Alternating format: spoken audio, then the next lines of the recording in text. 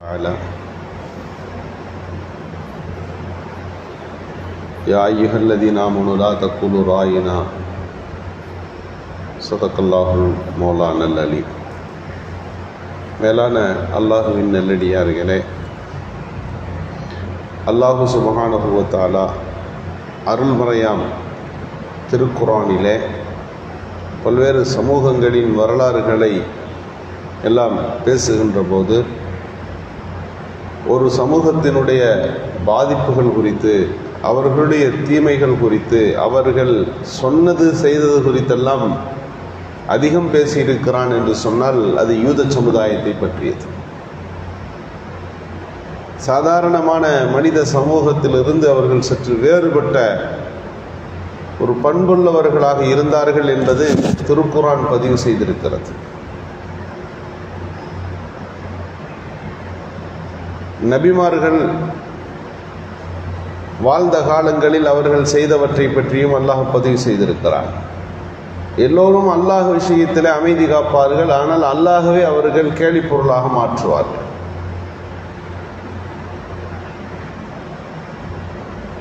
குர்ஆன் நம்ம தொழுகிறோம்னு சொன்னாக்கா, தொழுகும்போது ஒரு வார்த்தையை ஓதுகிறோம், கைரில் மக்தூபி அலைஹிம் வலத்தாலீன். யா அல்லாஹ், வழிகட்டு போனவர்கள் பாதையிலிருந்து எங்களை நீ பாதுகாப்பாயாக என்று சொல்லுகிறோம். யார் அவர்கள்? இந்த யகூதிகளை பற்றித்தான் நாம் இங்கே ஓதுகிறோம். லுஇனல்லதீன என்று குர்ஆன்ல வருது. இதற்கு முன்னால் வாழ்ந்த நபிமார்கள் எல்லாம் ஒரு சமுதாயத்தை சபித்தார்கள் அப்படின்னு இருக்கு. தாவூத் அலைஹிஸ்ஸலாம் நாவிலே சபிக்கப்பட்டார்கள் என்று வருகிறது. யார் இந்த சபிக்கப்பட்ட சமூகம் என்று சொன்னால் இந்த யகூதிகளை பற்றியது. நாம் ஒரு சமூகத்தை பார்த்து சொன்னோம், கூனு கிரதத்தன் காசியின், இழிவான குரங்குகளாகவும் பன்றிகளாகவும் நீங்கள் மாறிப்போங்கள் அப்படின்னு நம்ம உத்தரவு போட்டோம் அப்படின்னு குர்ஆன்ல வசனம் வருது. எந்த சமுதாயத்தை அல்லாஹ் எப்படி சொன்னான் என்று நீங்கள் பார்த்தால் இது யகூதி சமுதாயத்தை தான் இங்கே சொல்லப்படுகிறது. யகூதுன்னு சொன்னால் யாக்கூப் அலைஹிஸ்ஸலாத்துடைய மகன்களில் ஒருத்தருக்கு பேர் யகூதா.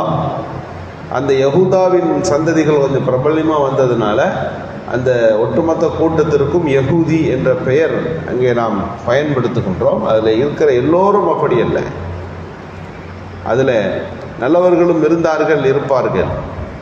உங்கள் மூலமாக 2 ஃபித்னாக்கள் உண்டாகும் அப்படின்னு குர்ஆன்ல வருது. இந்த ஆயத்திற்கு விளக்கம் சொல்லுகிற போது முதல் ஃபித்னா எப்போதெல்லாம் ஆட்சியாளர்களாக அமருகிறார்களோ அப்போது அந்த ஃபித்னா வந்தது. இது வரைக்கும் ஆட்சி செஞ்சது சுலைமான் அலைஹிஸ்ஸலாம் காலத்தில் தான் அவங்க ஆட்சியாளராக இருந்தாங்க. அதுக்கு பிறகு அவர்கள் ஆட்சி கிடையாது. ஒரு நாடு அவர்கள் கையில் கொடுத்து மன்னராக ஆட்சி செய்கிற ஒரு கவர்மெண்ட் அவங்கள்ட்ட கிடையாது. ஒரு சமுதாயம் வாழ்ந்து கொண்டிருந்துச்சு, அவ்வளோதான். சுலைமான் அலைஹிஸ்ஸலாம் காலத்தில் அவர்கள் ஆட்சியாளர்களாக இருந்த அந்த காலகட்டத்தில் தொடர்ச்சியில் அவர்கள் சுலைமான் அலைஹிஸ்ஸலாத்துடைய காலத்திற்கு பிறகு அந்த யகூதிகளின் அரசர்களாக வந்தவர்கள் பற்றிய குழப்பம். 2வது ஆட்சி என்பது எப்போ வந்திருக்குதுன்னா இப்போ தான் வந்திருக்குது.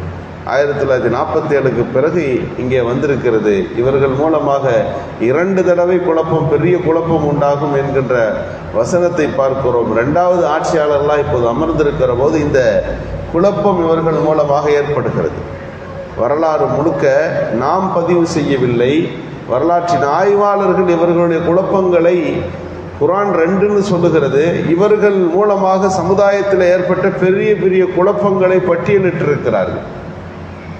எனவேதான் கிங் ஜாம் சொன்னார், இஸ்ரேல் என்பது உலகத்தினுடைய புற்றுநோய் என்று சொன்னார். இப்போது வாழ்பவர், போன நூற்றாண்டில் வாழ்ந்த ஹிட்லர் சொன்னார், எல்லாத்தையும் நான் அழிச்சிட்டேன், கொஞ்சம் பேரை விட்டு வச்சிருக்கிறேன், அப்போ தான் இவங்க யாருன்னு நீங்கள் தெரிஞ்சுக்கிறவங்க என்று சொன்னது நாம் அல்ல. உலகத்தில் இவங்களுக்குன்னே ஒரு புக்கு இருக்குது, இவர்கள் யார் என்று சொல்லி விளக்கப்படுத்துவதற்கு அனுபவித்தவர்கள், பட்டவர்கள் இவர்களை பற்றி விளக்கி இருக்கிறார்கள். இப்படிப்பட்ட ஒரு சமூகம், உலகத்தின் நாவுகளிலெல்லாம் திட்டப்பட்டவர்கள் சபிக்கப்பட்ட இந்த சமூகம் என்பதுதான் இவர்களுடைய கடந்த கால வரலாறு. ஹதீஸுகளில் எப்படி வருது, அபூபக்கர் சித்திக் எல்லாம் ஒரு இடத்துல ஒரு யகூதி இடத்துல பேசுகிறார்கள். அல்லாஹ் உங்களுக்கு எவ்வளோ கடந்த காலத்தில் சிறப்புகளை வழங்கினான், நீங்கள் அல்லாஹ்வை ஏற்றுக்கொள்ளுங்கள், கடைசி தூதராய் வந்த முகமது ரசூலுல்லாவை ஏற்றுக்கொண்டு நீங்கள் அல்லாஹ்விற்கு கடன் கொடுங்கள். அல்லாஹ்வுக்கு கடன் கொடுக்குதல் என்றால் உங்களுடைய காசு பணங்களை ஏழை எளியவர்கள், உறவினர்கள், ஜக்காத்து சதக்காக்களை கொடுத்து நீங்கள் வாருங்கள் அப்படின்னு சொன்னாங்க. அல்லாஹ்வுக்கு கடன் கொடுக்கணுமா? அப்போ அல்லாஹ் ஏழை, நாங்கள் தான் பணக்காரங்க அப்படின்னு சொன்னாங்க. அடுத்த அந்த வசனத்தை அபூபக்கர் சித்திக் ரலியல்லாஹு சொன்னார்கள், நீங்கள் மக்களுக்கு நீங்கள் கொடுக்கிறது அல்லாஹ்வுக்கு செய்கிற கடன், ஆனால் அல்லாஹ் உங்களுக்கு திருப்பி கொடுமா? அப்போ அல்லாஹ்வும் வட்டி வாங்குறான் அப்படின்னு சொல்லுங்க அப்படின்னு அவர் பேசுகிறார். அல்லாஹ் இக்ரில்லாஹ் கர்லன் ஹசனா, அல்லாஹ்வுக்கு அழகிய கடன் கொடுங்கள் என்றால் சமுதாயத்துக்கு உதவி செய்வதற்கு பெயர் தான் அது. ஆனால் அல்லாஹ் உங்கள்கிட்ட கடன் கேட்கிறான் என்கின்ற வார்த்தையை வைத்துக் கொண்டு அவர் சொன்னார், நாங்கள் பணக்காரன், அல்லாஹ் எங்கள்கிட்ட கடன் வாங்குறான். அடுத்து திருப்பி கொடுக்கும்போது அதிகமாக கொடுக்கறது, கடன் வாங்கிட்டு கொஞ்சம் காசை வாங்கிட்டு கொஞ்சம் அதை விட அதிகமாக கொடுத்தா அதுக்கு பேர் வட்டி, அல்லாஹ் வட்டி கொடுக்குறான் என்று அல்லாஹுவை பற்றிய அந்த வசனங்கள் கூட, வார்த்தைகள் கூட அவர் தனித்தனமாக இருந்தது என்று இந்த ஹதீஸுகளிலே நாம் பார்க்கிறோம். எதுல்லாஹி மக்லூலா, என்ன அல்லாஹ் விசாலமாக எதுவும் செய்ய மாட்டான், அல்லாஹ்வுடைய கை கட்டி கிடக்குது என்று அல்லாஹ்வை பற்றி சொன்னார்கள். 40 நாளைக்கு மேலே நாங்கள் நரகத்துக்கு போக மாட்டோம் அப்படின்னு எங்களை போட்டால் 40 நாள் வச்சுருப்பான், அதுக்கப்புறம்லாம் அல்லாஹ் எங்களை நரகத்தில் வச்சிருக்க முடியாது என்று அல்லாஹ்வை பற்றி அவர்கள் பேசினார்கள் என்று திருக்குர்ஆனுடைய வசனங்கள் வருகிறது. நபிகள் நாயகம் ஸல்லல்லாஹு அலைஹி வஸல்லத்தில் அவர்களுடைய சமகாலத்தில் வாழ்ந்த யகூதிகள் எப்படி நடந்து கொள்வார்கள் ஹதீஸில் வருது. ரசூலுல்லாஹி ஸல்லல்லாஹு அலைஹி வஸல்லம் பார்த்த தெரிந்தவர்கள், தெரியாதவர்கள், அறிந்தவர்கள் எல்லாத்துக்கும் அஸ்ஸலாமு அலைக்கும்னு சொல்லுங்கன்னு சொன்னாங்க. மதீனாவுக்கு வந்த உடனே இவங்க என்ன செய்வாங்கன்னா அஸ்ஸாமு அலைக்கும்னு சொல்லுவாங்க.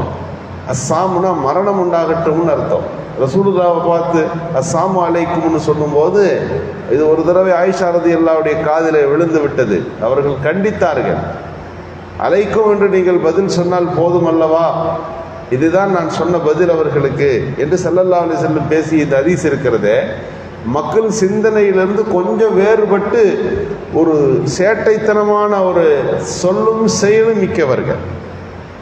ரசூலுல்லாஹ்வுடைய சபையில் சஹாபிகள்லாம் வந்து உட்காந்து கொஞ்சம் பாருங்க என்னைய அப்படின்னு கேட்டாங்க. அதற்கு ராயினா, நம்மளை கொஞ்சம் கவனிங்களேன் அப்படின்னு சொல்லுவாங்க. சொல்லுங்க என்ன சொல்ல வரீங்க அப்படின்னு ரசூலுல்லாஹ் கேட்கும்போது அந்த சஹாபிகள் தன்னுடைய கருத்தை சொல்லுவார்கள். இதற்கு ராயினா என்கின்ற வார்த்தை சபைகளில் ஸல்லல்லாஹு அலைஹி வஸல்லத்தோடு உட்கார்ந்து சஹாபிகள்லாம் பேசும்போது ராயினா அப்படின்னு சொன்னாங்கன்னா சொல்லுங்க அப்படின்னு ரசூலுல்லாஹ் கேட்பாங்க, அதை பதில் சொல்லுவாங்க. இந்த ராயினாவுக்கு இன்னொரு வார்த்தை இருக்கு, எங்களின் ஆடு மேய்க்கும் இடையனேன்னு அர்த்தம் இருக்கு. ரசூலுல்லாஹ்வுடைய 10 வயசுல ஆடு மேய்ச்சாங்கன்னு ஒரு வரலாறு இருக்குல்ல, இந்த வார்த்தையை அவர்கள் கவனத்தில் வைத்து கொண்டு ரசூலுல்லாஹ்வுடைய சபையில் உட்காந்து ராயினா அப்படின்னு கூப்பிடுவாங்க. கூப்பிட்டாக்கா என்ன 2 அர்த்தம் அதில் இருக்கு. ஒன்று என்னன்னு கேட்டால், எங்களை கொஞ்சம் பாருங்களே, இந்த அர்த்தத்தில் அவர்கள் சொல்லுகிறார்களா, ராயினா எங்கள் ஆட்டு மேய்ப்பாளரே அப்படின்னு கூப்பிடுறாங்களான்னு தெரியாது. இந்த 2 அர்த்தத்தில் 2வது அர்த்தத்தை அவர்கள் நினைத்து கொண்டு ராயினான் ரசூலுல்லாஹ்வுடைய சபையில் கூப்பிட்டு அவங்களும் சிரிச்சுக்கிறாங்க. சஹாபிகளுக்கு புரியாது, என்னை பாருங்கன்ட்டு ஏன் இவங்கள சிரிச்சுக்கிறாங்கன்னு தெரியலையே. சபைகளில் அமர்ந்திருந்தார்கள் யகூதிகள்லாம் அந்த உட்கார்றது உண்டு ரசூலுல்லாஹ்வுடைய சபையில். அப்போதுதான் குர்ஆன்ல வசனம் இறங்குது, யாயிஹல்லதீன ஆமனூ, ஈமான் கொண்ட விசுவாசிகளே, லா தகுலு ராயினா, ராயினா என்று சபைகளில் பெருமானாரை கூப்பிடாதீங்க, பாருங்க பாருங்க என்பதற்கு உண்டுர்னா எங்களை கவனியுங்கள் என்கின்ற நேரடியான அரபி வார்த்தையை பயன்படுத்துங்க. இரட்டை அர்த்தத்தில் உள்ள ராயினாவை நீங்கள் பயன்படுத்தாதீர்கள். யகூதிகள் இந்த வார்த்தையை வைத்துக் கொண்டு விளையாடுகிறார்கள் என்று குர்ஆன்ல வசனம் இறங்கியது. நாம் யோசிக்கின்றோம், இந்த சமூகத்தினுடைய அந்த பழக்க வழக்கங்களும் பண்பாடுகளும் இப்படி இருந்தது என்பது மட்டுமல்ல, அணுகுண்டு போன்ற பெரிய கடும் ஆயுதங்களை உலகத்திற்கு கொடுத்தவர்களும் இவர்கள்தான். ஒவ்வொரு அழிவுகரமான அந்த நாசகார கண்டுபிடிப்புகள் என்று சொல்லுகிறார்களே, அவற்றை உலகத்திலே உற்பத்தி பண்ணுவது, மக்களுக்கு மத்தியிலே ஃபவாஹிஷ் என்கின்ற அருவருப்பான சிந்தனைகள், செக்ஸுவல் சிந்தனைகள் என்று சொல்லுகிறார்களே, அது போன்றதுடைய விஷயங்களை சமுதாயத்திலே பரப்புவது, சமூகத்தினுடைய ஒழுக்க மாண்புகளை மாற்றுவது. அவங்க நாட்டில் அது கரெக்டாக இருக்கும். உலகத்துக்கே கேம் விளையாடுறதுக்கு கேமை கண்டுபிடிச்சி எல்லா நாட்டு குழந்தைகளுக்கும் கொடுப்பார்கள். அந்த குழந்தைகளுடைய சிந்தனை வளர்ச்சி பாதிக்கப்படும். ஆனால் இஸ்ரேலுக்குள்ளே அந்த கேம் என்பது விளையாடக்கூடாது. உலகத்திற்கே அவர்கள் ஆபாசத்தை பரப்புவார்கள். இந்த ஹார்ட்டில் ஒரு அம்பு போட்ட மாதிரி ஒரு சின்னம் இருக்கிறதே, உலகமெல்லாம் அதுதான் பெருசாக பேசுகிறோம், அது அவர்கள் மூலமாக வெளியே வந்தது தான். இப்படி உலகத்திற்கு அவர்கள் சொல்லுவார்கள், ஆனால் தங்கள் நாட்டில் இது தப்பு என்று அவர்கள் தங்களை வைத்திருப்பார்கள். இப்படியெல்லாம் பல்வேறு பண்புகளை கொண்டவர்கள் என்பது திருக்குர்ஆனிலும் வருகிறது, ஹதீஸுகளிலும் வருகிறது. அவர்களை பார்த்த இந்த 200 ஆண்டு காலங்களில் உலகமும் அப்படித்தான் பதிவு செய்திருக்கிறது. அதனுடைய ஒரு பகுதியாகத்தான் இன்றைக்கு நாம் அந்த மத்திய ஆசிய பகுதிகளில் நடக்கக்கூடிய செய்திகளை நாம் பார்க்கிறோம். அல்லாஹ் சுப்ஹானஹு வ தஆலா இந்த யஹூதி சமூகத்திலிருந்து இஸ்லாமிய சமூகத்தை பாதுகாப்பானாக. உலக மக்களுக்கு இவர்களிலிருந்து ஏற்படக்கூடிய பாதிப்புகளை விட்டு நாம் அத்தனை பேரையும் பாதுகாத்து அருள் புரிவானாக. சுப்ஹானல்லாஹ்.